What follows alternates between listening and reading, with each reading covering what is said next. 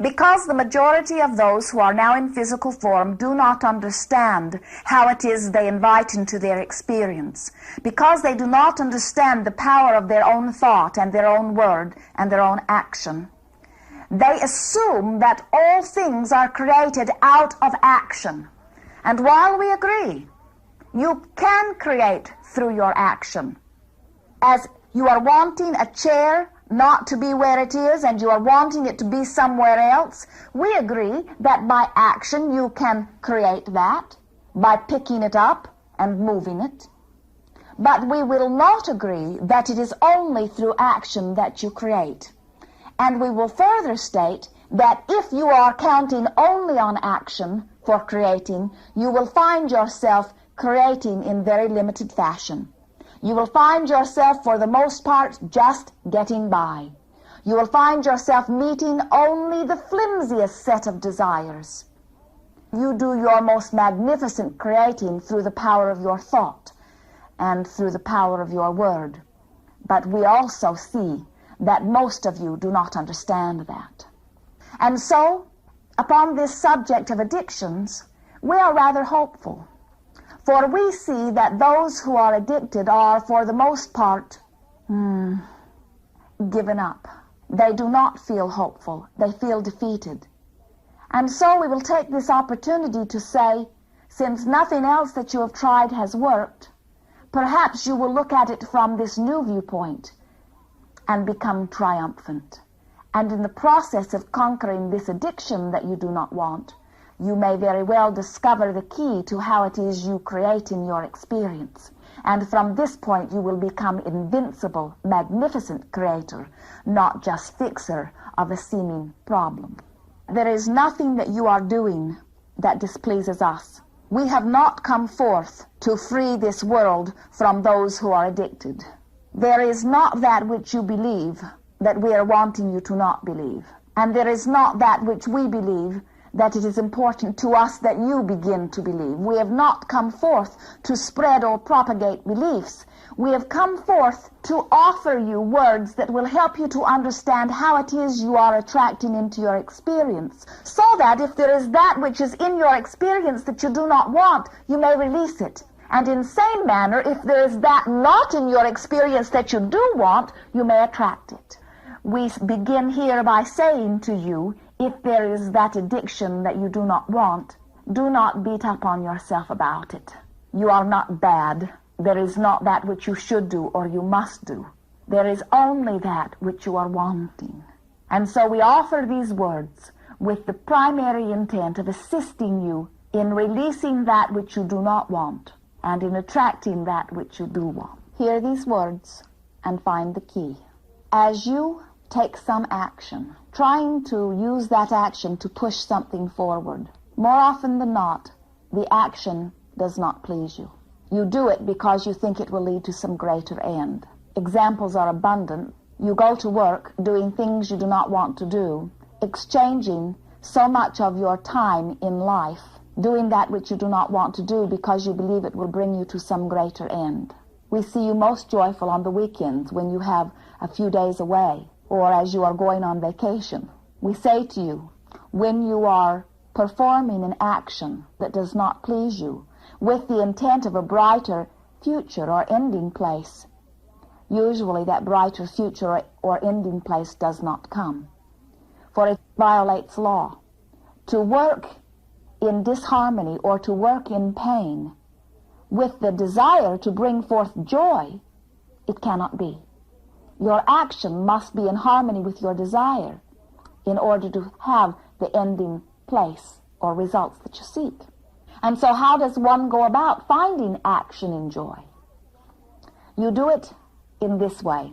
Rather than starting with the action, wanting it to bring forth some ending, begin in your mind by visualize the ending place that you seek.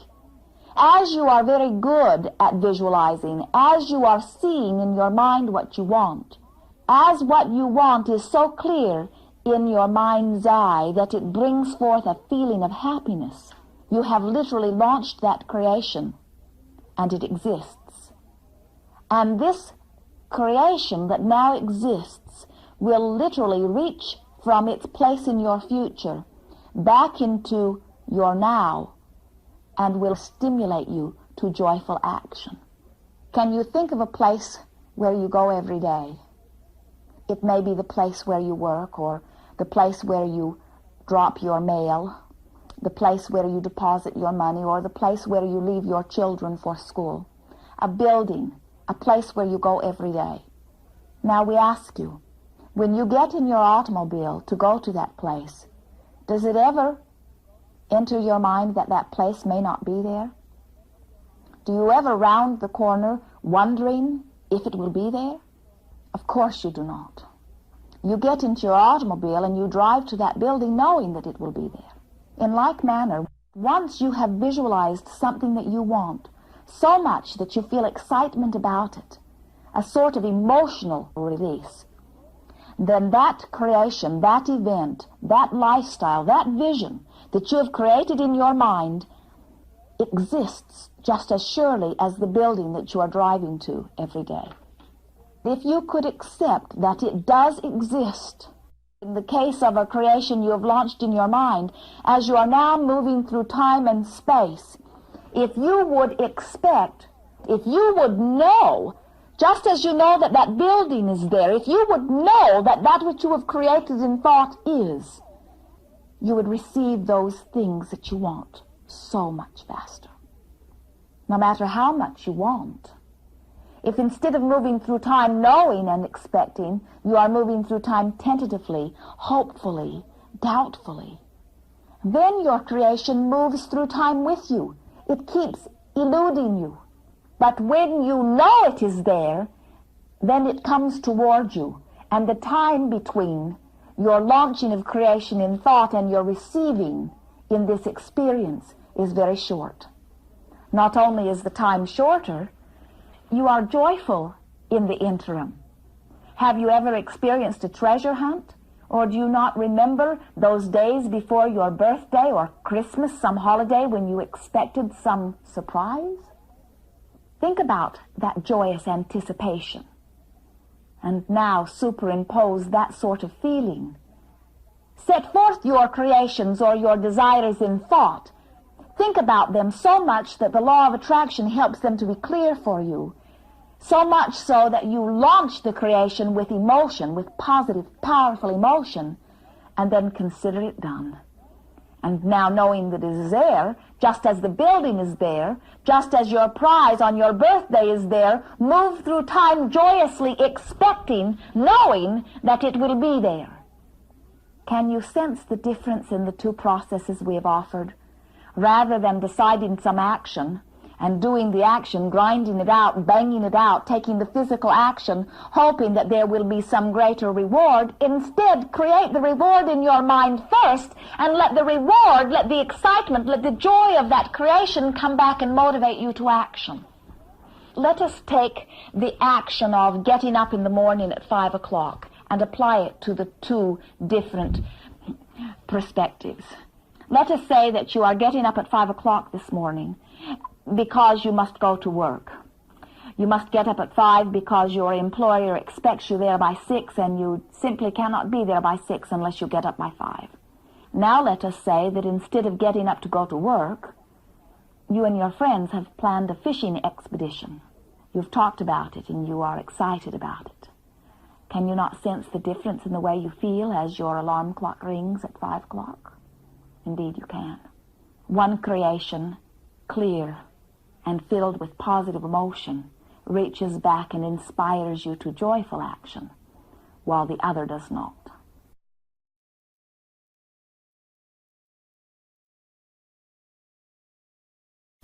Unless you have an image of your place in the future that is something that you want, unless you have reason, unless you have clear picture of what you want, no matter what action you involve yourself in, it will not be joyful.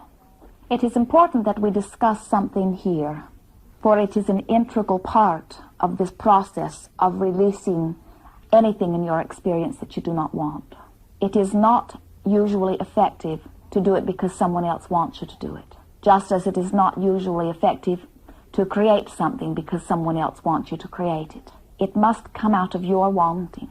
While it is true that others may want it enough that they may influence you to want, we encourage you, if it is your wanting, to release the addiction, to give thought to what it will be without it. Such clear and vivid thought that you have an emotional release about it. And if you are not wanting to release it, if it is not your wanting, if you are happy where you are, then do not release it. We are not saying it is right or wrong for you to have it or to release it. We are saying that unless you want to release it, you will have a very difficult time doing it. We are going to make a statement here, wanting with every part of our being that as you hear it, you will accept it and believe it and know it. And that is, there is not a reason for you to beat up on yourself. As you are living in a society that is continually beating up on you because you are currently acting or speaking or even thinking not in harmony with what most of them would like you to. The tendency for you is to stop liking yourself, stop approving of yourself, stop allowing yourself. And we say to you that you, as an addicted one, are not the only one who does not like yourself and does not allow yourself. For most of those in your society do not like themselves.